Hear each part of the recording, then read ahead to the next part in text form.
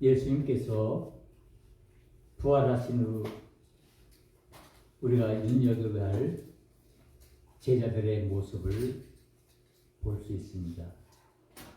예수님께서 십자가에서 죽으셨을 때 이 제자들은 그 예수님이 있던 자리에 있지 아니하고 그 예수님께서 십자가에서 죽으신다는 그 사실을 알고는 다 두려움에 떨며 뿔뿔이 흩어졌습니다. 그래서 많은 제자들이 다 각기 자기의 고향으로 내려가기도 하고 그 예루살렘을 피해서 도망했습니다. 그들의 마음 상태는 절망과 좌절감에 차 있었습니다.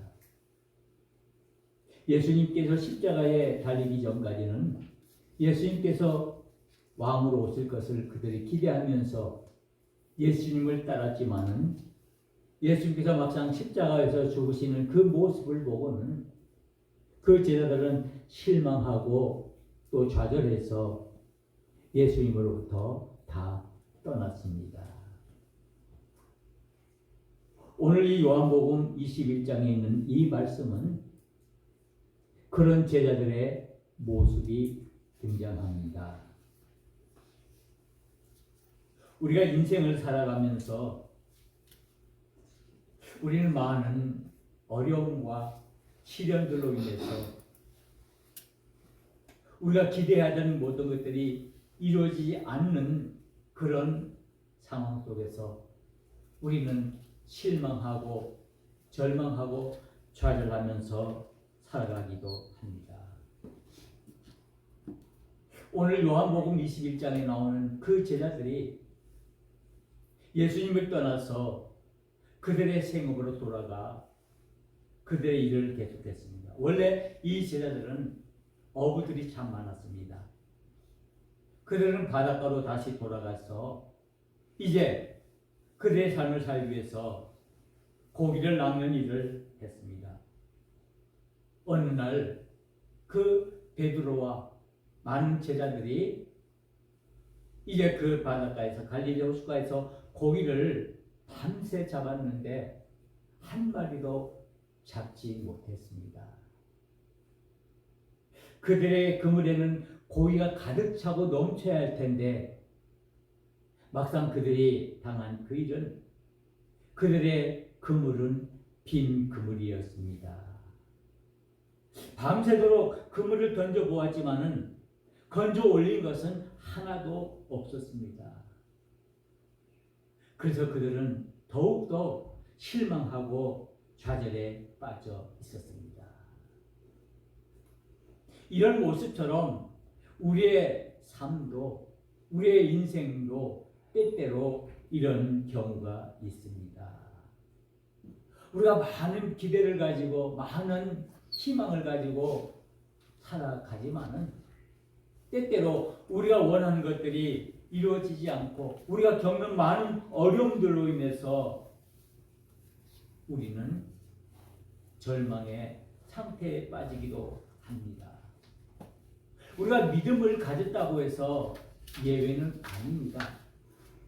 우리가 믿음을 가졌음에도 우리는 우리의 복잡한 가정 문제로 인해서 또한 자녀들의 문제로 인해서 우리 자신의 건강의 문제로 인해서 우리는 이와 같이 인생의 허망함을 느끼며 절망과 좌절 속에서 살아간다는 말씀입니다.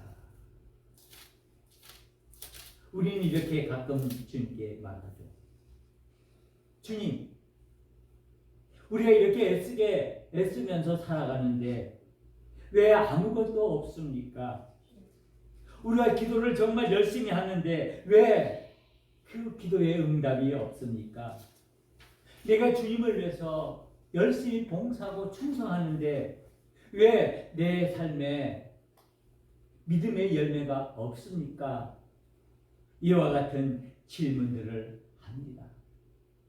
어쩌면 이 고기를 한 마리도 잡지 못한 상태에서 빈 그물이 되어서 절망과 좌절에 빠져있는 이 제자들의 모습이 우리의 모습이 되기도 한다는 말씀입니다.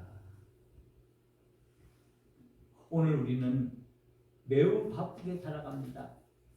매우 열심히 살아가려고 합니다. 그런데 우리가 노력한 만큼, 우리가 애쓴 만큼, 우리가 기대하는 것만큼, 우리가 소망하는 것만큼 우리의 삶이 채워지지 않고 비어있는 모습은 무엇일까요? 그 이유가 무엇일까요? 여러 가지 이유가 있을 것입니다. 오늘 우리는 이 시간, 오늘 이 요한복음 21장에 있는 이 말씀을 통해서 우리는 제자의 모습들을 바라봅니다. 십자가 사건 이후에 제자들은 이 예수님의 부활의 소식을 들었지만은 그러나 그것을 확실히 믿지를 못했습니다. 아마 뜬 소문이겠지 하는 그런 마음으로 그들이 살아갔기 때문에 확실한 삶의 방향이 없었습니다. 그들은 예수님의 이 부활의 소식을 들었음에도 불구하고 마음의 기쁘기는커녕 오히려 두려움과 혼란 속에 빠져 있었습니다. 그들의 마음속에는 이 실패의 그림자가 어둡게 깔려 있었습니다. 그래서 오늘 이 요한복음 21장에 보면은 베드로가 이렇게 말합니다. 나는 물고기 잡으러 가노라. 나는 이제 예수님을 따르는 것을 포기하고 내 고향에 돌아가서 내가 전에 하던 그 고기 잡는 일을 내가 계속하겠다. 내가 예수님을 나의 희망으로, 나의 소망으로 믿고 예수님을 따랐지만은 그런데 그 예수님께서 십자가에서 힘없이 죽어가는 그 모습을 보고 나는 실망했기 때문에 이제 나는 그 모든 것을 다 포기하고 이제 고향으로 내려가게 나는 물고기 잡으러 가겠다라고 말하고 있습니다. 그때 그 옆에 있던 많은 제자들도 이 베드로와 함께 그들이 다시 갈릴리로 돌아왔습니다. 그들은 마음에 상처를 입었습니다. 그들이 정말 주님을 따르면서 희망에 부풀었던 그 마음에 상처를 입은 것입니다. 이렇게 사람들은 여러 가지 어려운 일들로 인해서 그들의 마음이 흔들릴 때 그들의 익숙한 자리로 돌아가오려 하는 그런 습성이 있습니다.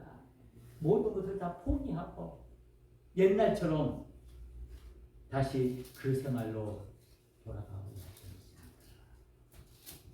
오늘 이 요한복음 21장에 있는 이 말씀은 갈릴리 바다의 이야기입니다. 이 갈릴리 바다에서 베드로를 위시한 많은 예수님을 따랐던 제자들이 고기를 낚았습니다. 그런데 밤새 그물을 내리고 배를 젓고 했지만은 한 마리의 고기도 잡지 못했습니다. 그러나 오늘 놀라운 일이 벌어집니다. 그 빈 그물의 밤에 그 새벽에 주님이 그곳을 찾아오셨습니다.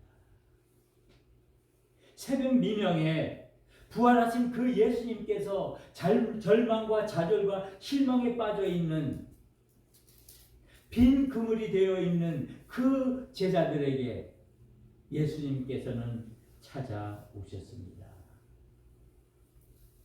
제자들이 그 예수님을 알아보지 못했습니다. 오늘 성경에 보면은 오늘 예수님께서 이 제자들을 찾아오신 것이 제자들에게 나타나신 것이 세 번째라고 기록하고 있습니다. 왜 제자들이 이 예수님을 알아보지 못했을까요? 그들은 절망과 좌절에 빠져 있기 때문입니다. 절망은 우리의 눈을 흐리게 합니다. 절망은 하나님을 보지 못하게 만든다는 것입니다. 부활하신 예수님을 보지 못하게 만드는 것이 그 제자들의 지금 절망과 좌절에 빠져 있는 그 포기한 상태, 그 상실의 마음 때문이라는 말씀입니다. 그런데 그때 예수님께서 그 제자들에게 나타나셔서 한마디의 말씀을 내렸습니다. 그물을 배 오른편에 던져라. 그물을 배 오른편에 던져라. 예수님께서 먼저 딱 한마디였습니다. 우리 인생을 변화시키는 것은 우리 환경이 갑자기 좋아져서 극적으로 그 상황이 바뀌어지는 것이 아닙니다. 바로 우리의 인생을 변화시키는 것은 주님의 말씀 한마디입니다. 그 말씀이 오늘 시작됩니다.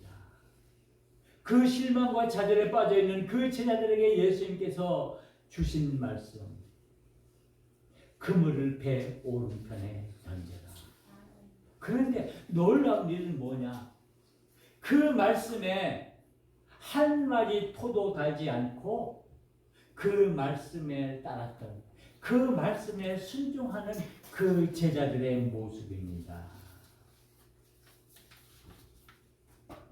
다시 그 제자들은 그 말을 듣고 다시 그물을 내렸습니다. 바로 이것이 그들이 다시 회복되는 은혜를 입었다는 사실입니다.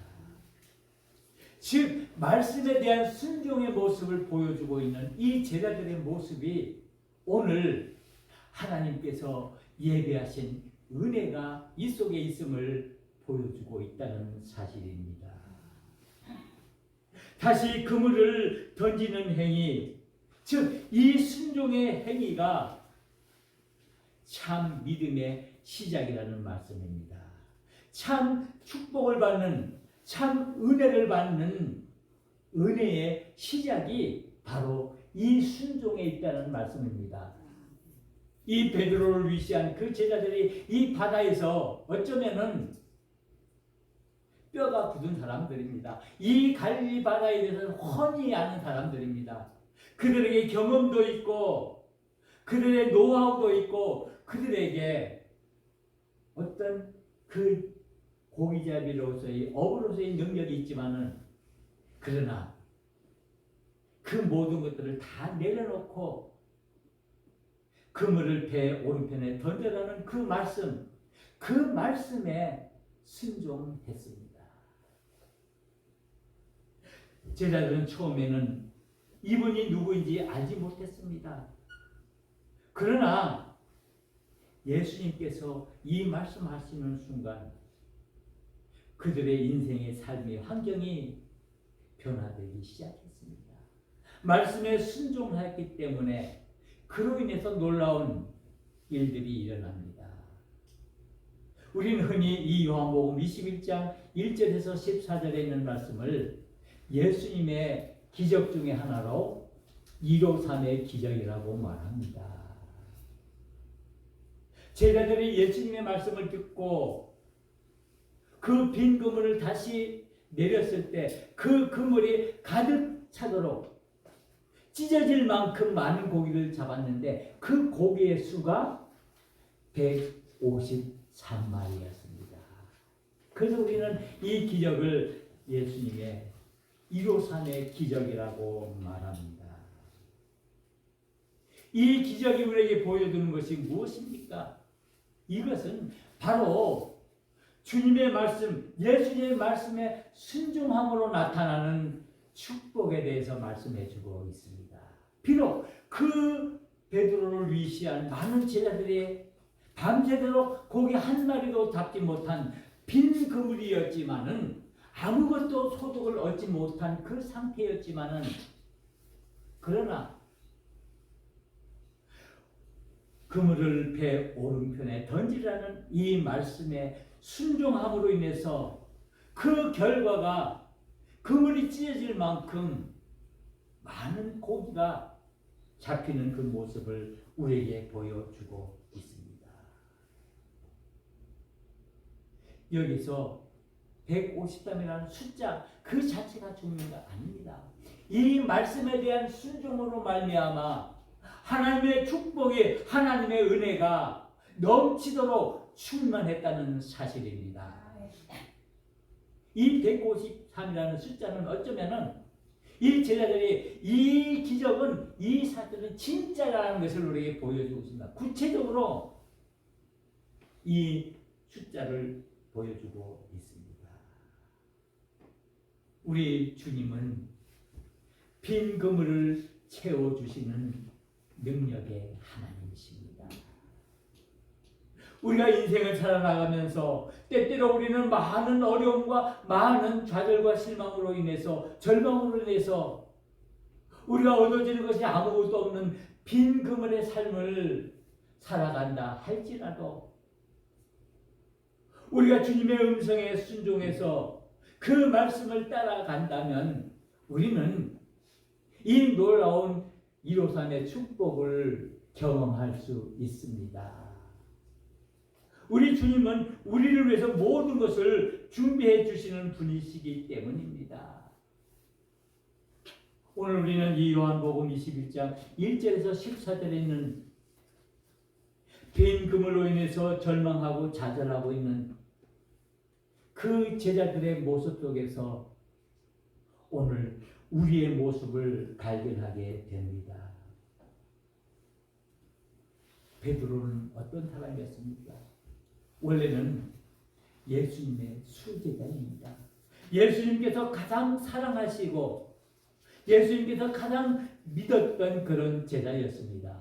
또한 베드로 역시 자신의 모든 것을 내어놓고 예수님을 따르던 그런 제자였습니다.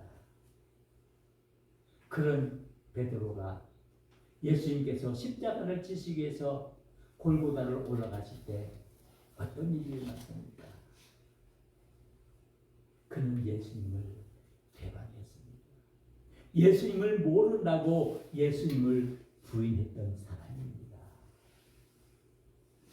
그로 인해서 그는 통곡의 밤을 보냈던 그 베드로였습니다. 그러기에 그의 베드로의 삶은 후회와 부끄러움과 상처가 그리고 패배의 아픔이 가득한 사람이었습니다. 그런데 그는 그 예수님의 부활의 소식을 듣고도 그는 이 갈릴리로 내려와 그는 고기를 잡고 있었습니다. 그의 인생은 어쩌면은 빈 그물의 인생이었습니다. 그가 바라던 것이 하나도 이루어지지 않고 좌절과 실망 속에서 살아가는 그 모습, 오늘 저와 여러분들의 모습일 수도 있다는 말씀입니다. 우리는 이 세상 속에서 얼마나 희망을 가지고 소망을 가지고 믿음 가운데서 열심히 살아갑니까? 주어진 환경이 어렵고 힘들더라도 그것들을 극복해내며 그것들을 하나하나 이겨내가며 우리는 믿음으로 우리의 믿음을 지키려고 애를 씁니다. 그러나 때때로 우리는 우리가 바라는 것들이 이루어지지 않고 내가 하는 일들이 많은 실패와 어려움을 겪는 상태가 됩니다. 그로 인해서 우리는 좌절하고 실망하고 낙담하면서 살아갑니다. 이런 베드로에게 예수님께서 찾아오셔서 내 그물을 오른편에 내리라고 말씀하시면서 그를 위로해 주시고 그를 격려해 주십니다. 오늘 그 말씀이 오늘 이 베드로에게 하시는 말씀 중에 하나, 와서 조반을 먹으라라고 말씀하십니다.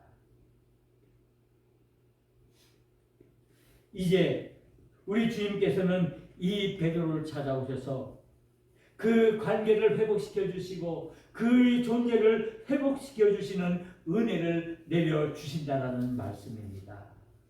이것처럼 예수님께서 절망과 좌절에 빠져 있는 저와 여러분들을 찾아오셔서 위로해 주시고 격려해 주시고 저희를 붙들어 주시기를 원하십니다.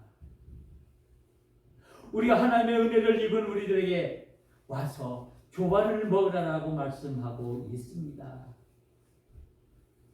우리에게 다시 한번 은혜 내려주시기를 원하십니다. 그러기에 우리는 이 은혜를 믿고 우리가 우리 주님의 말씀에 순종하기를 원합니다. 오늘 말씀을 통해서 주시는 귀한 말씀이 있습니다. 그것은 주님의 말씀에 대한 순종입니다. 우리가 믿음의 사람으로 부름을 받았다면 우리의 믿음을 온전히 지키기 위해서는 우리는 무엇보다도 하나님의 말씀에 순종하는 삶을 살아야 한다는 것입니다. 제자들이 밤새 그물을 던졌지만 한 마리도 잡지 못했을 때 예수님께서 그들을 향해서 내 그물을 오른편에 내리라라고 말할 때 그들은 그들의 지식이나 경험 그 모든 것들을 앞세우지 않고 그 모든 것들을 내려놓고 겸손한 마음으로 순종했기에 다시 일어서는 축복을 받았습니다. 다시 일어서는 축복을 받은 것은 다시 그물을 내렸기 때문입니다. 오늘 우리 주님께서 우리에게도 말씀하십니다. 우리가 하나님의 은혜를 입기를 원한다면, 하나님의 그 이로산의 축복을 받기를 원한다면, 하나님과의 그 관계를 회복하기를 원한다면 다시 그물을 오른편에 내리라고 말씀하십니다. 그 의미가 무엇입니까? 우리가 좌절하고 실망해서 포기했던 그 기도를 다시 하라고 말씀하십니다. 다시 무릎을 꿇고 기도하라고 말씀하십니다. 우려하던 미워하고 시기하던 그 마음에 다시 용서함의 은혜를 입으라고 말씀하십니다. 내가 도저히 용서할 수 없고 내가 도무지 이해할 수 없는 그들을 상대방을 다시 용서하고 다시 이해하라고 말씀하십니다. 그것이 바로 우리가 하나님의 축복을 받는 길이기 때문입니다. 이제 절망과 좌절의 자리에서 일어나서 다시 주님의 말씀을 붙들라고 말씀하십니다. 그래야만이 우리가 다시 하나님과의 관계를 회복할 수 있기 때문에 우리에게 이와 같이 말씀하는 것입니다. 이제는 우리의 순종함으로 우리의 주님의 말씀을 붙들어야 합니다.